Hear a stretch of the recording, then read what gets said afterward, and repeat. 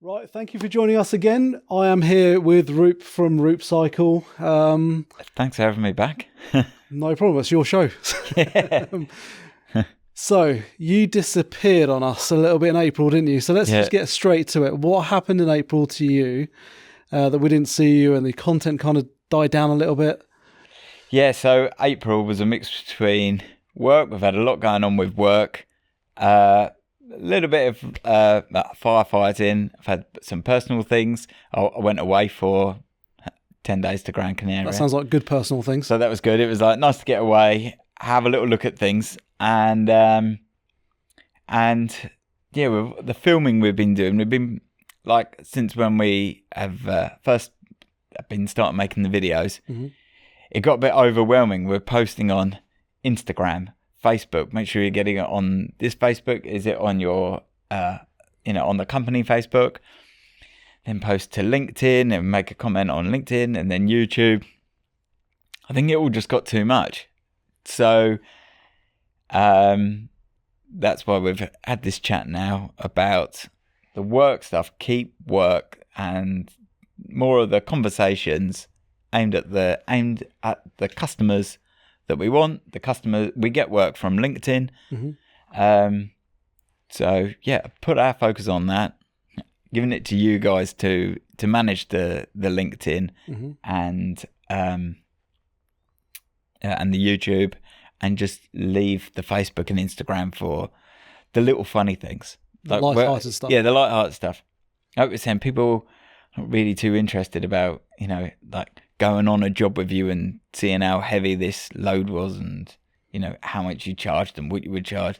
People really on LinkedIn want to know what you offer, who your ideal target market is, which we are here, we offer a reliable waste management service for businesses in London and the South, and it enables them to focus on their customers and running their businesses. That's our core. And because obviously when we first started this, we said about, okay, you handle, we'll create the videos, you handle posting, etc. But I think the reality dawned upon you in terms of Facebook, Instagram, LinkedIn, YouTube, 20 videos or whatever it is you end up producing, to manage all of that. So obviously when we spoke, we talked about, look, why don't we just look at April in terms of processing time? So take a look at what we've shot, what people are responding to, what people are engaging with, what platforms are working better for your customer base in terms of how you're educating them. And we've come to the conclusion that actually LinkedIn for your stuff that you're creating educational purposes is going to be the best route. That's where the companies are. That's where they're responding. Whereas Facebook and Instagram, let's just leave that to, like, say, the more light-hearted stuff that you do, which people absolutely love, but they're not responding in terms of they want to work with you on that. No. And I think the other, the customers that are on Instagram are the plumbers, the electricians. There's a lot of like scrolling when they're on jobs and things. They're on there, and I think the guys that do well off that are the scrap yards, the guys that buy electrical waste. Their customers are on there. They seem to come from far and wide. Actually, there was a guy was telling me about another customer. He's got a souffle place in Fleet High Street, and he does so well off social media. Someone came from Wales to try these. So those social medias, like, they work, but like we're saying, it's to the right target audience. Because otherwise you can really become overwhelmed in terms of all the videos, all the content, all the different platforms. So all those variables end up being more than a full-time job. So for you to kind of palm it off on us and go, right, we've looked at the data, LinkedIn works, YouTube works, let's stick to that for these types of videos. We then post it for you. It's probably going to make your life a lot easier. You just focus on the business and growing that. Yeah. And I think if you also focus on the Facebook and the Instagram, where they want, let's say, the more light-hearted stuff, or to see you out on a job, as I'm trying to grow a business and get more, and like go to warehouses to meet the business owners or the guys in operations, I'm not out on the vans. So I'm not doing those kind of jobs that I can make a snippet of, here we are in this pile of rubbish, blah, blah, blah, blah. Yeah. So you're busy now. Other guys are doing it, and they don't really want to be in social media. So, yeah. So we've basically committed that this content will go out in May. Yeah. Definitely. This is definitely going out because you're doing it. We're doing it, Yeah. exactly. The stuff that we shot previously in March that was meant to go out in April, we're still going to stagger that out across social media as well, because there's so much valuable content in there. Yeah. It's just we do need to get it out. So there may be a lot of content that goes out in May, basically. Yeah. We double up on that. So you mentioned... But I think that's the thing, that then you're going to be constantly on people's... radars. On their reel, on the radar. But we said from day one, like, you actually enjoy this process. You come in for a couple of hours, you film, you talk about what's going on in RoupCycle. That isn't the daunting bit. That's not the and scary you put all that text on for me, because that takes so long to do as well. all the editing. When you're making a video and then it, have you done this? You've got the right music.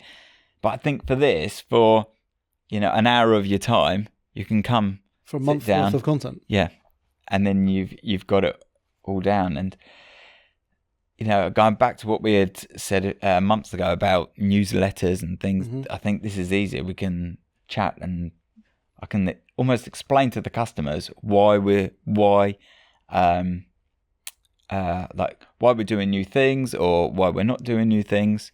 Well, that leads me on nicely, because you mentioned firefighting. Yeah. One of the latest things topical, obviously, the fuel surcharges that are affecting your company. Yeah. And in terms of, so is that part of the firefighting then? Yep. So with everything going on in the Middle East, the costs are just going up massively.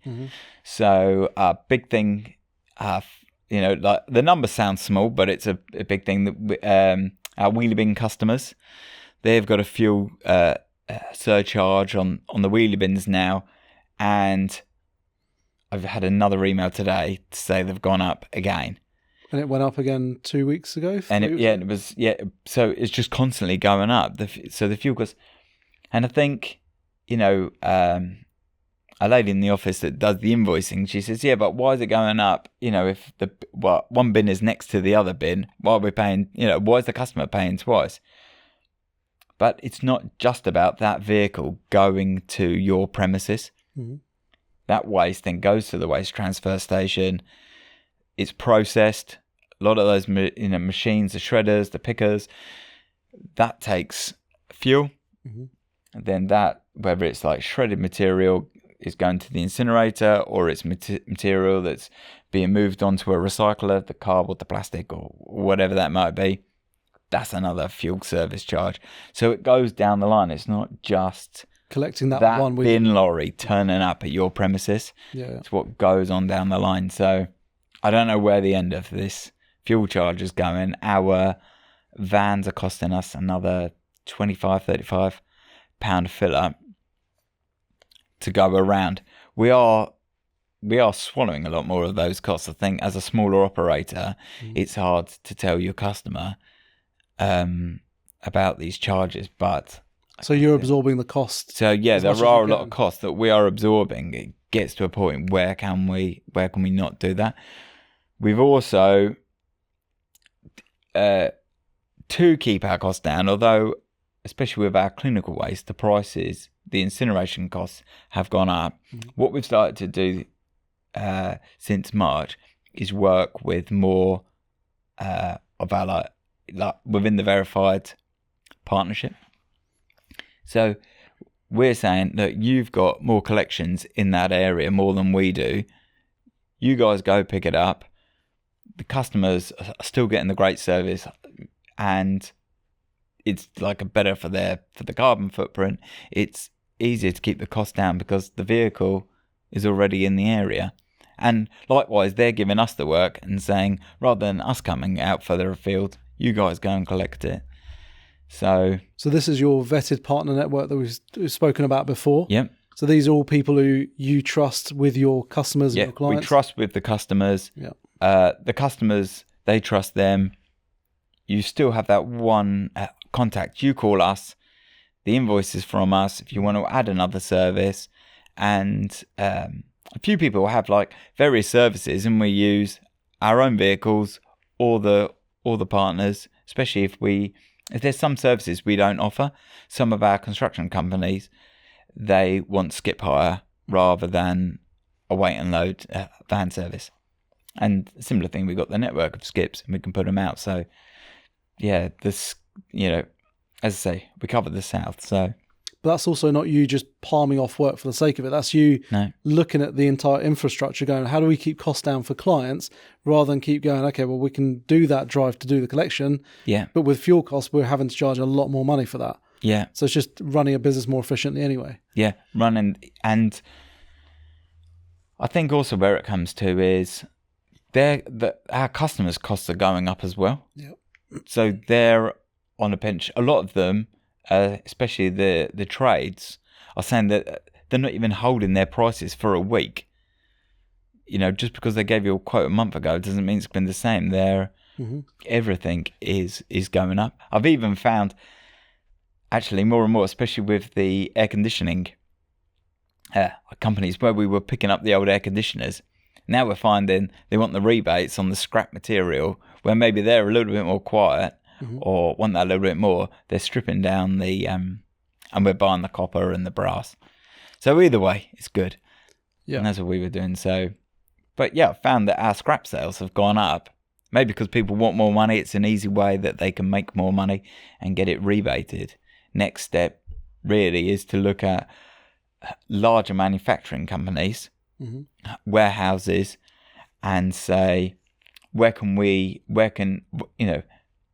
can give you a better rebate within our network. We know where we can send it.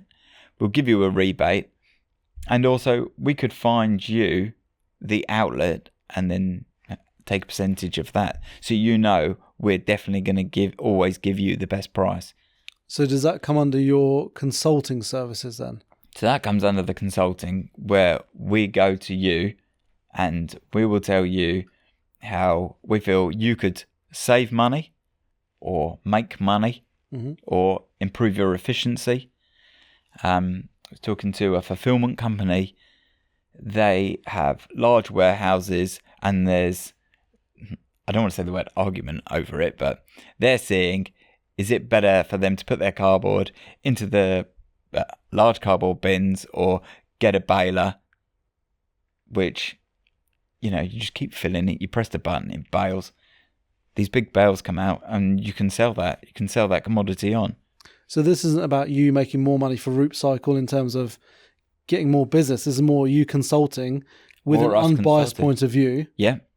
So they save money, but then you just make a set fee based on that consultancy. Yeah, based on that consultancy. Right. Okay. And it works better for us as well because where we have had large companies, and like I was saying to you earlier, a few of our smaller customers have gone bust in the last few months, whether they've not been paid from, like along their chain, or they're just struggling, gone bust. This is also a little bit safer for us as well, because we're going to you, we're telling you who we feel you should go with. You can go with any of them, but we can give you, but also what you might not know is the small print. And so I always say that with wheelie bins, I can always get you the cheapest wheelie bin. It's just you reduce the weight allowance and add this or whatever it is. So I know those little bits of the small print. It's almost like the trade secrets to be looking out for, isn't it? That's it. So, and a few people, they want to know this. They pay a consultant, a consultancy fee. Some are even on a retainer, so that we're just keeping up to date of where you are, making sure that the material's going back out. Wherever it's the warehouse manager says, right, that's it. We've got 20 bales of cardboard now. We can put it out to the market and have a collection. So everyone wins, basically. Everyone wins, yeah. Fine, okay. So that's not a new service, though, is it? We've been pushing it a lot more recently. More than we had done before. We were working a little bit more as a broker, which I still feel works better for smaller customers. Yeah. Yeah. So is that the way you see RoupCycle going down the line, pushing that more consultancy side, or? Yeah, we've got the two parts to us. We've got our own vehicles, which we can go out and do collections, and we've got the consultancy and the subcontracting, which is good. The subcontracting side's good because we can go further afield. Customers are still getting that reliable service, and you just call us. You might have an ad hoc collection. You know, we're offering a full waste management service. So you basically become the project managers of that, rather than you physically having to go out and collect it. You have got your network to tap into. Yeah. Right. Okay. And you're not going for the first 3 that have paid for Google ads. You know, you're putting in who's the cheapest. Da, da, da, da, da. Yeah. Yeah. And also sometimes it's those top line figures of, that looks like the cheapest price, but in reality that doesn't work out the cheapest price. Yeah. With all the terms and conditions and the small print. And these locked in contracts that people are tying people into. Yeah. You change one thing, it could even be your collection date. You re-sign in for 3 years. Yep. And this is another thing we get. People like dislike some of the people that are collecting now. You give them the price because they want a more personal service. And you can offer all of that. You give them the price, but they want... they want the cheapest, but they also want the personal service and everything that comes with it. Yeah, you can't get both. No, that's never worked in any business. No. Okay. So what else is coming up in May for you then? So May for us is keep going. We've got more events. Okay. Like now coming into the seasonal, wedding season. Of course. So summer festivals as well. Yeah, summer festivals. I'm into boating. So I put on this boat, on like a boat forum that we offer a waste service. Who knew whatever would ever come for it? I'm not sure whether it was off that or not, but people were asking about sealants. So where we do hazardous waste. So we had inquiry for, silicon sealants to be disposed of. And another one for, I need to get it right, Southampton Water Festival, or like a sailing and boats and windsurfing. Right. So it's quite a nice one to get because it's like in an interest, although... So it's your passion, isn't it? Yeah. Okay. So we got those. Weddings come from people have venues now in a big field with a yurt, and they've got all their bottles. They just need an outlet. So we do a lot more of that over the next coming months. So is that working with hotels and hospitality, I'm guessing? Yeah, we were getting it from food catering companies. Right. Okay. And some, it's just the groom that said, I've got to sort out how I'm going to get rid of all these bottles. Right. Help. Yeah. Fine. It's been a lot. And April's now the new, we were chatting earlier about the new tax year.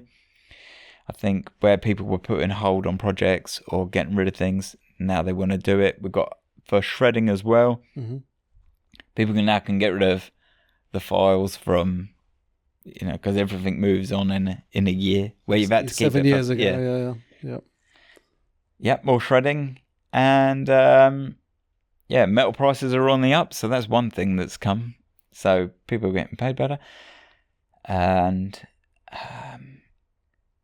what about, we spoke about it in March, this new website that you're working on? What's going on with that? My website is going to be out at the end of this month. Yeah? You heard it here first. Yeah, we pretty much did it all. Right. And I don't know, I was just like nitpicking on everything. This wasn't right, that wasn't right. We worked with someone else looking at our, like, what we actually really wanted. Like, what do? We offer all these services, which, what is it that who is our main target audience that we want to work for? Mm-hmm. And that meant, strip that back, just like really address it. So end of this month, it's out. That's end of May 2026. Yeah, log on, send in inquiry. We're holding you to that now. Right, okay. And that's going to have more transparency. That's what we spoke about before in terms of pricing and booking. Yeah. Right. And I think also that the things that I like doing are not always what's best for the business because it relies so heavily on me. Yeah. Which isn't scalable. Yeah, exactly, which isn't scalable. My personal life, I live between Portsmouth and East London. So where we started in Camberley and Fleet, and then we grew especially more in Fleet. That's where our warehouse is.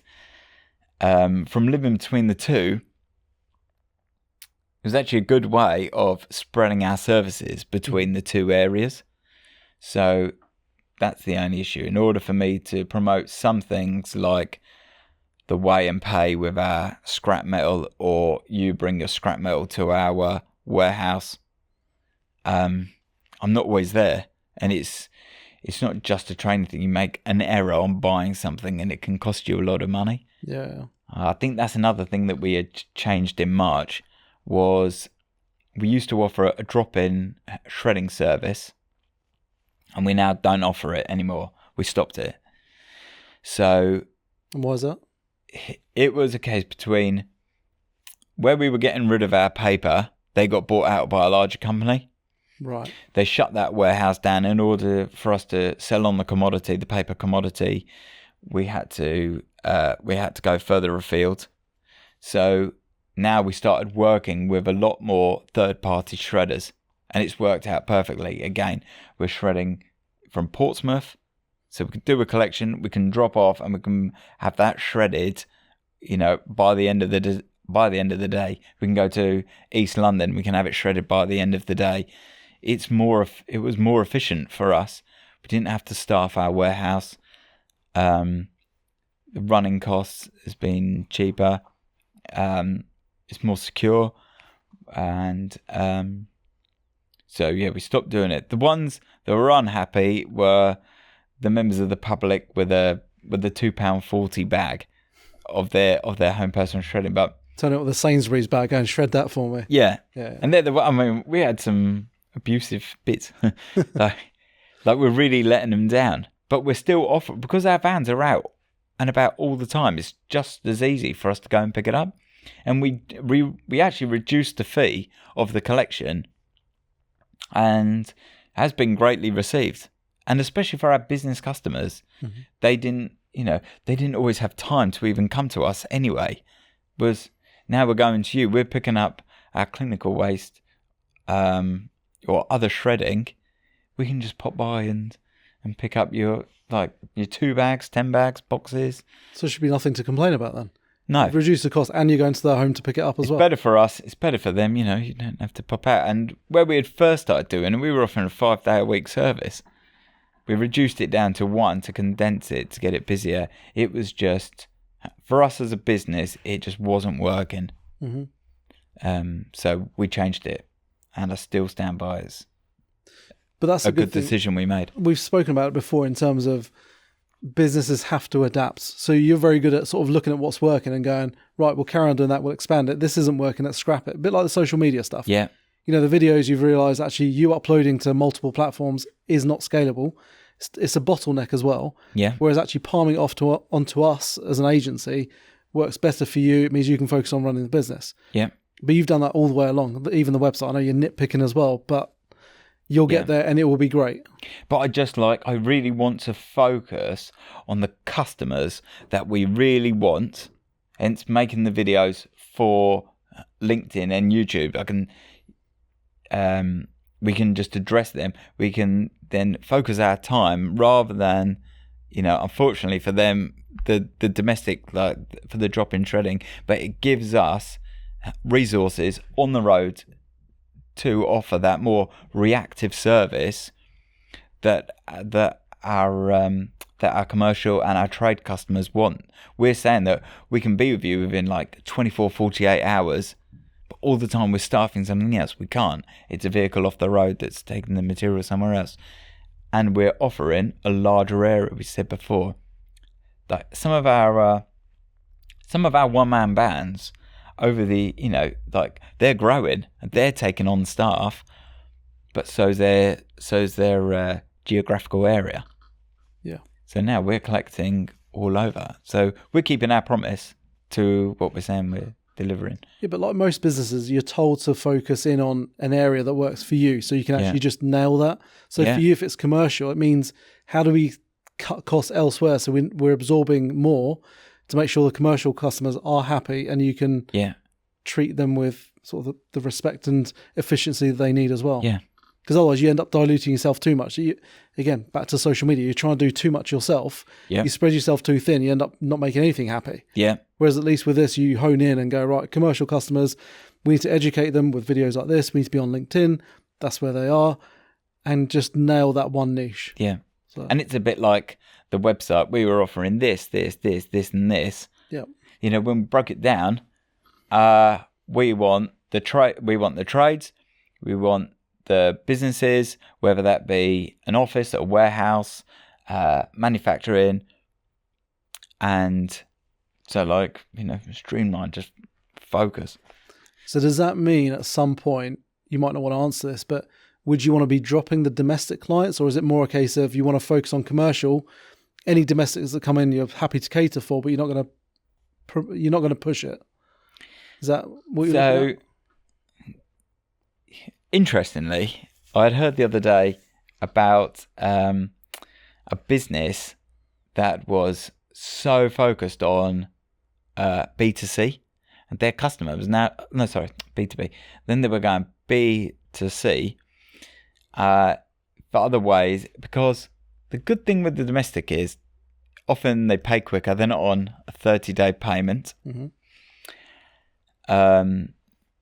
Sometimes I don't want to say they're easy jobs, because actually more often they're not. But I do feel that it isn't okay. Like you say, we will go and pick up anyone's waste, but I think that the issue with the domestic customers are that, like we always say, the ratty-tatty vans, they are for a cheaper price, and we can't get down to these cheaper prices that they offer. We're not a one-man band.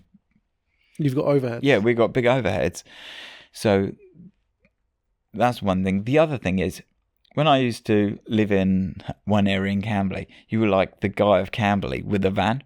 You move to Fleet, you become the guy of Fleet with your van. I think the domestic customers are so regional. Mm-hmm. Regional? Yeah. In that town, you become that one. And other guys I know that live in these towns, the majority of their customers are all in those towns. They probably use the more like social, you know, the community pages. Yep.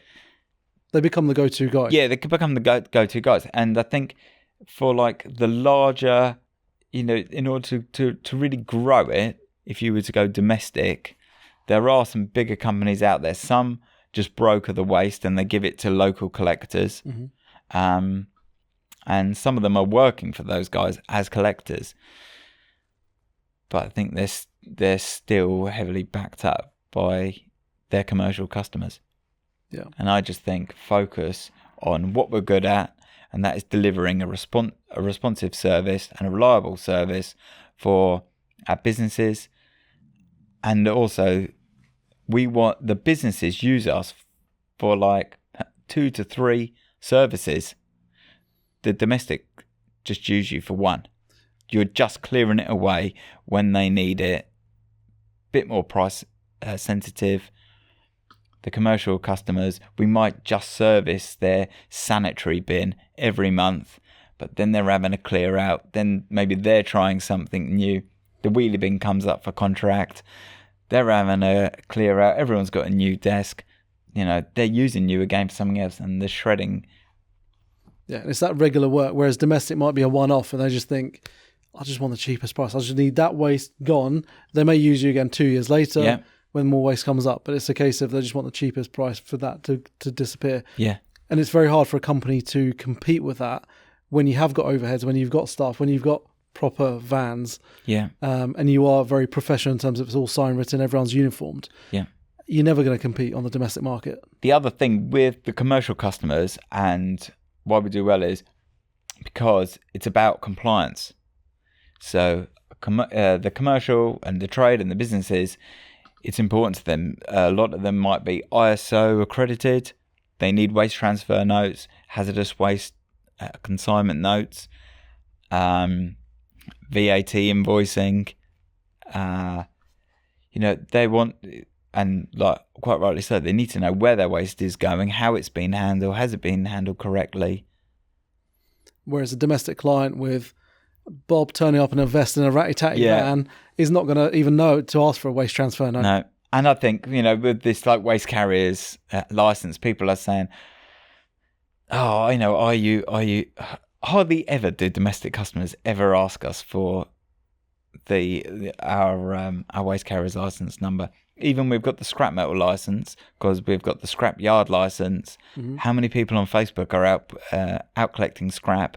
I think for Hart Council, our local one, there are 5. We're one of them. Maybe there's 6, 7, whatever. But there's no more than 10. You go on Facebook, someone's got a washing machine up for scrap, and everyone's writing in. And it's too easy in these sort of, let's say, Facebook community groups. Yeah. Someone asks for a recommendation, like I need scrap metal being collected. Yeah. I'll read some of these comments. There's about 150 comments on there. Yeah. Every single person's being tagged. I'm like, how are these people all waste carrier license? They've got their scrap metal licenses, everything else. Yeah. And especially in since the beginning of the year, there's been a bit of like a joke with like some of the businesses that I know in the area, and they're saying, is everyone becoming a waste company at the moment? And it like really feels that everyone is just buying a van, doing waste. I've even seen, there's like a bit of like a to and fro where he does that. I just want to stick in my lane and just keep going on what we're doing. Yeah. And just focus. I think that's where even other guys that I know that have been doing it for a while, yes, they're frustrated that these smaller operators are coming in, but where we were once smaller operators, we've been able to keep reinvesting. We're here for the long time. We have, a good friend of mine, he must be on like his 3rd lorry now, he just keeps growing them and buying better ones. And these lorries are like 120,000 in the VAT. It gets the job done. You get a professional service. That's what you're getting with it. And they're going to be here for a long time. And that's what those commercial clients want, is they don't want someone who goes, I might be there, I might not, I might be doing a different job, I might have a different career next week. They just need their waste collected every week or whatever that regular basis is. Yeah. And they're willing to pay the premium for that to know it's being done properly and also responsibly. Yeah, it's reliable, be compliant, and be reactive. Yeah, when they want you. So, going forward, are you looking at increasing the fleet, increasing staff, or is it more about operational efficiency, where you're kind of seeing where you can cut costs to make sure that you give the best cost to your clients?